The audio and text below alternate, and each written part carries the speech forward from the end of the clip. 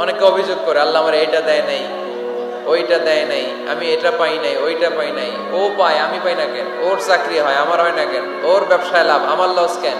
ওর বউ সুন্দরী, আমারটা কালা কেন? আছে না নাই? না, অভিযোগ করবেন না।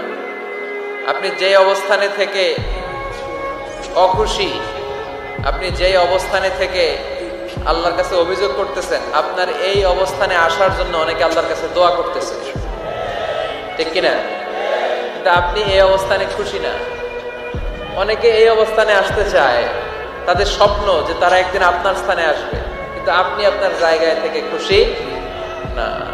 এজন্য উনজুর ইলা মান হুয়া আসফালা মিনকা, তোমার চেয়ে যে খারাপ অবস্থায় আছে তার দিকে তাকাও, তাহলে তোমার মনের দুঃখ ঘুচিয়ে দিবে কে? আপনার চেয়ে যে খারাপ অবস্থানে আছে তার দিকে দেখেন কি অবস্থা। আপনি এইটা চান, ওইটা চান, কত কিছু লাগবে আপনার। হসপিটালে যে দেখেন ক্যান্সারে আক্রান্ত রোগীদের কি অবস্থা দেখেন। ক্যান্সার যার নেই কোনো অ্যান্সার, বাঁচবে না সে। ওরে যে জিজ্ঞেস করেন, ভাই আমি তো বাড়ি চাই, গাড়ি চাই, আমার অনেক অভিযোগ, আমি এটা চাই, ওটা চাই, তুমি কি চাও? ক্যান্সার আক্রান্ত রোগীটা বলবে, আমি কিচ্ছু চাই না, আমি খালি বাঁচতে চাই।